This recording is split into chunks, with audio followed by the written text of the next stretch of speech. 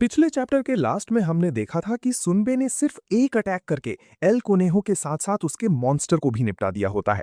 अब इस चैप्टर की शुरुआत में हमें दिखाया जाता है कि सुनबे एल कोनेहो जो जमीन पर पड़ी हुई होती है उसे देख रही होती है और हंसते हुए कहती है, मैं जीत गई कुतिया। ये कहकर वो इंजरीज की वजह से लड़खड़ाकर गिरने वाली होती है, लेकिन उसके गिरने से पहले एनीम उसे रोक लेती है और अपने मन में कहती है, ये लड़की सच में बहुत ही ज्यादा इनक्रेडिबल है। ये ऐसी सिचुएशन में ग्रो कर रही है, या कहें तो इसी सिचुएशन की वजह से ये ग्रो कर रही है। सिर्फ 1 महीने में ही ये उस लेवल तक पहुंच चुकी है जहां इसका मेंटर निकान खड़ा है। और अगर हम इसके 8 स्ट्रिंग्स के टैलेंट को भी कंसिडर करें तो ये जल्द ही डिस्ट्रक्टिव पावर में निकान को भी सरपास कर देगी। तभी जमीन पर रेंगते हुए एल कोनेहो कहती है, यूजीन फिलिविया, आखिर वो लड़का कहाँ गया? तब एनीम कहती है, तुम्हें क्या लगता है मैं इसका कोई जवाब दूंगी? इसके बाद सुनबे हंसते हुए कहती है, तो तुम अब तक नहीं मरी। सच में तुम बहुत ही ज्यादा एनोइंग हो। वहीं एल कोनेहो एनीम की ये बात सुनकर हंसते हुए कहती है, अच्छा तो ऐसी बात है। मुझे पूरा यकीन है कि अगर वो बददिमाग यंग मास्टर यहाँ नहीं है तो वो जरूर रिचुअल को रोकने गया होगा। ये सुनकर एनीम उसे घूरने लगती है। तभी एल कोनेहो चिल्लाकर उससे थोड़ी ही दूर कैप्टन से फाइट कर रहे एल कुएर्वो से कहती है, कुएर्वो, अपनी लाइफ को ऐसे बर्बाद करना बंद करो और जल्दी से कैसल की ओर जाओ। वहां पहले ही एक आदमी इन्फिल्ट्रेट कर चुका है और 2 लोग उसे बैकअप देने के लिए जा रहे हैं, इसलिए जल्दी से ये मैसेज सबके पास पहुंचा दो। ये सब सुनकर एल कुएर्वो कैप्टन से फाइट करना रोक देती है और कहती है, क्या ऐसी बात है? इसके बाद लास्ट टाइम खुद को सेल्फ डिस्ट्रक्ट करके वहां से भाग जाती है, जिससे कैप्टन बहुत ज्यादा गुस्सा हो जाते हैं और बहुत गुस्से में नीचे उतर के एल कुनेहो को गले से पकड़कर हवा में उठा लेते हैं। तब एल कुनेहो हिचकिचाते हुए कहती है, मुझे मारना चाहते हो? इसके बाद एक डेविलिश स्माइल करते हुए कहती है, ठीक है मुझे मार दो, लेकिन जैसे ही तुम मुझे मारोगे तुम्हारे इस सिटी के 12,000 सिटीजन्स मैड हैडर को सैक्रिफाइस कर दिए जाएंगे। ये सुनकर कैप्टन रुक जाते हैं, लेकिन एल कुनेहो पागलों की तरह हंसते हुए आगे कहती हैं, मैड हैडर प्लेजर और गैम्बलिंग का डेमन है जो ह्यूमन सोल्स के साथ खेलता है, और जैसे ही तुम मुझे मारोगे वो तुम्हें दिखाएगा कि मैं तुम्हारे साथ कितना जेंटल और अच्छा बिहेव कर रही थी। ये सुनकर कैप्टन गुस्से में पागल हो जाते हैं और उसे दोबारा मलबे में फेंक देते हैं, जिसके बाद अनीम उनको पीछे से शांत कराते हुए कहती है, कैप्टन खुद को कंट्रोल में रखिए। मैं आपका अपने लोगों के लिए चिंता को समझती हूँ, लेकिन हमें ऐसी सिचुएशन में शांत रहना चाहिए ताकि हम ज्यादा से ज्यादा लोगों को बचा सकें। तब कैप्टन कहते हैं, हाँ मैं ये बात जानता हूँ। इसके बाद खून की उल्टी करते हुए कहते हैं, लेकिन जब मैं अपने पास्ट को देखता हूँ तो इससे मुझे बहुत ज्यादा रिग्रेट होता है। वहीं कैप्टन को इतनी बुरी हालत में देखकर अनीम कहती है, क्या आप ठीक हैं? इसके बाद सुनबे कहती है, वो तो खून की उल्टी कर रहा है, इसका मतलब उसके लंग्स बहुत ही ज्यादा डैमेज हो चुके हैं। लेकिन कैप्टन इस बात पर ध्यान नहीं देते और कैसल को देखते हुए कहते हैं, जब मैं अपनी जिंदगी में पीछे मुड़कर देखता हूं तो मुझे एहसास होता है कि ये सब मेरी गलती है। तब एनीन परेशान होते हुए कहती है, अब इसका क्या मतलब है? क्या अभी भी आप हमसे कुछ छुपा रहे हैं? तब कैप्टन कहते हैं, ये एक ऐसी कहानी है जिसे मैंने अपने साथ ही दफन करने का डिसाइड किया था, लेकिन अब मैं तुम लोगों को ये बता रहा हूं ताकि थोड़ा बहुत ही लेकिन डैमेज को कम किया जा सके। इसके बाद उन सब की ओर देखकर कहते हैं, तुम लोग ये सोच रहे हो कि आखिर ये सब बिसन में हो क्यों रहा है, लेकिन असलियत तो ये है कि बिसन में ये होना पहले से ही डिसाइड था, क्योंकि बिसन के लॉर्ड एबिस के उपासक थे जो प्लेग गॉड को सर्व करते थे। ये सुनकर उन तीनों की होश उड़ जाते हैं। इसके बाद कैप्टन असलियत बताते हुए कहते हैं, ये सब तब शुरू हुआ जब बिसन टेरिटरी में पहली बार प्लेग गॉड के रिमेन्स को डिस्कवर किया गया था। उससे पहले बिसन मार्केस एक नॉर्मल फैमिली था, लेकिन उन्होंने प्लेग गॉड के रिमेन्स से पावर उधार लिया ताकि सभी रॉयल फैमिली में सबसे नोबल फैमिली बन सके। लेकिन अगर मैं उस समय बिसन टेरिटरी में होता तो ये सब बिल्कुल भी नहीं होने देता। लेकिन जब मैं अपनी क्रूसीडर की ड्यूटी को पूरा करके वापस आया तब तक बहुत देर हो चुकी थी। और तो और मैं अपनी लॉर्ड को बर्बाद करने के लिए खुद को राजी नहीं कर पाया, क्योंकि मुझे पता था अगर सच्चाई बाहर आई और क्रूसीडर्स को पता चली तो वो लोग बिसन मार्केसेट में जो भी है उसे बिसन की नाम के साथ साथ पूरी तरीके से मिटा दी थी। इसलिए मैंने अपने लॉर्ड को मना लिया और मेरे पास जितनी भी एबिलिटी और पावर्स थी उन सब का इस्तेमाल करके एबिस की रेमनेंट्स को मिटाने की कोशिश की। लेकिन नेचर के द लॉ ऑफ रियलिटी की वजह से मैं प्लेग गॉड के रिमेन्स को पूरी तरीके से मिटा नहीं पाया। इसलिए हमने वो बेस्ट डिसीजन लिया जो हम उस समय ले सकते थे और प्लेग गॉड के रिमेन्स को कैसल के सबसे निचले भाग में दफना दिया, जो अगर हम उन एबिस के उपासकों के नजरिए से देखें तो एक ऐसा अपराध है जिसे माफ नहीं किया जा सकता। ये सब सुनकर एनीन चौंक कर कहती है, एक मिनट, इसका मतलब ये है कि वो लोग इस सिटी को सैक्रिफाइस इसलिए कर रहे हैं ताकि प्लेग गॉड नाकरान को रिसरेक्ट किया जा सके। तब कैप्टन भी इस बात को मानते हुए कहते हैं, इसके अलावा कोई और रीजन हो ही नहीं सकता। इसके बाद कैप्टन बहुत पुरानी बात बताते हैं, जब लॉर्ड फेलिन होराइजन पर ही रहती थीं। वो कहते हैं, एक बार एबिस के ग्रैंड ड्यूक और नाकरान द प्लेग गॉड ने होराइजन पर से लगभग इंसानियत को खत्म ही कर दिया था, लेकिन उस समय लॉर्ड फेलिन ने अपने डिसाइपल्स के साथ मिलकर इंसानियत को बचा लिया था। लेकिन अगर अब प्लेग गॉड रिसरेक्ट हुआ तो हमें बचाने वाला कोई भी नहीं है।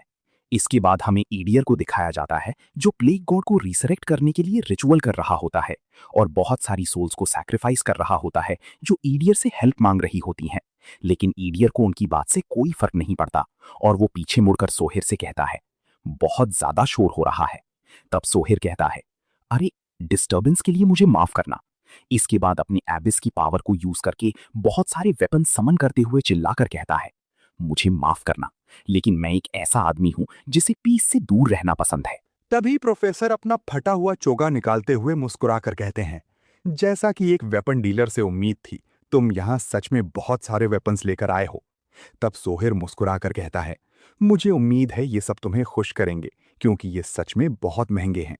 इसके बाद प्रोफेसर वेपन्स को देखते हुए अपने मन में कहते हैं, क्या ये सब एंशिएंट वेपन है?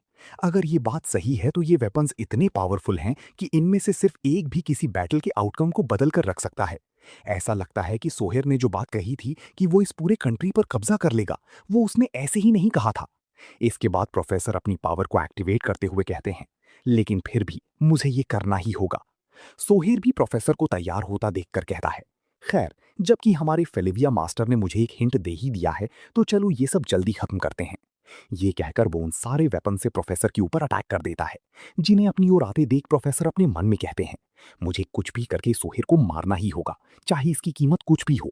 इसके बाद वो सारे अटैक प्रोफेसर की ओर बहुत तेजी से बढ़ने लगते हैं, लेकिन प्रोफेसर सही टाइम पर वहां से डिसअपियर हो जाते हैं और हमें दिखाया जाता है कि जिस जगह प्रोफेसर होते हैं वहां पर ही बहुत बड़ा ब्लास्ट होता है। लेकिन इतनी देर में प्रोफेसर टेलीपोर्ट करके सोहेर के पीछे आ चुके होते हैं और उसके ऊपर एक अटैक कर देते हैं, जिसे नोटिस करके सोहेर एक गन निकालते हुए कहता है, टेलीपोर्टेशन, सच में तुम बहुत ही परेशान करते हो। ये कहकर वो प्रोफेसर के ऊपर फायर करने ही वाला होता है, लेकिन इससे पहले प्रोफेसर एक काउंटर अटैक, जिसका नाम स्वीप है, उसका यूज करके उसकी गन वाली हाथ को ही काट देते हैं। जो देखकर सोहेर कंफ्यूज होकर कहता है, आखिर ये कैसे हुआ?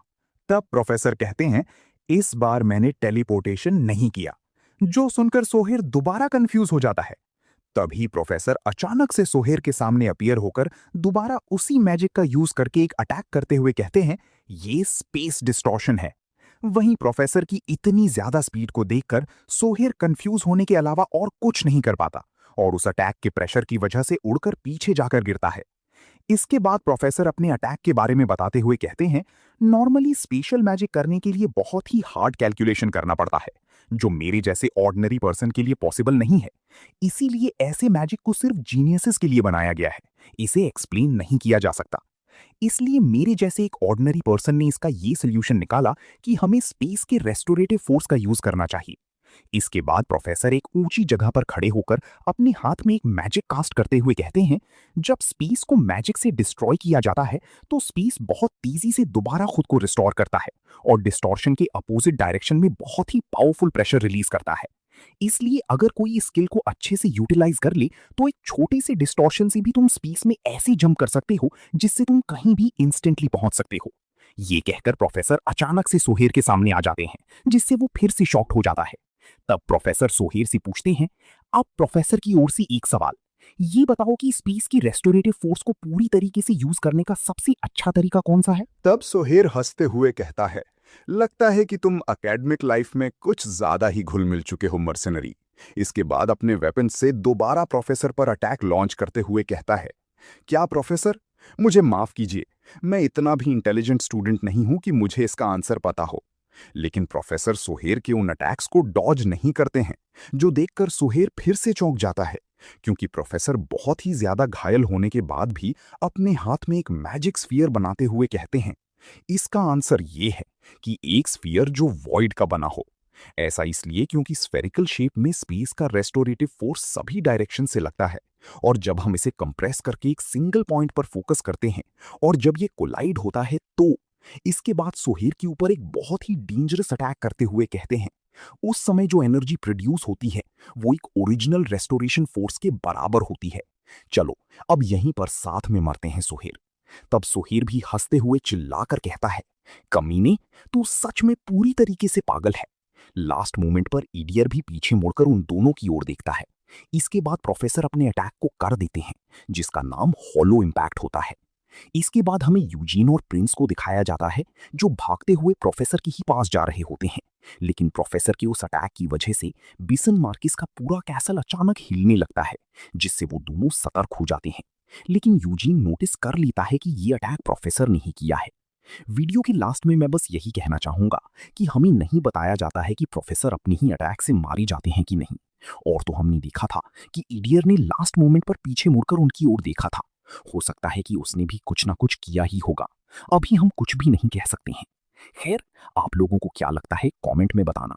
फिलहाल ये वीडियो यहीं पर खत्म होती है। अगर वीडियो अच्छी लगे तो वीडियो को लाइक करें, चैनल को सब्सक्राइब करें। मिलते हैं एक और नए वीडियो में, तब तक के लिए बाय बाय।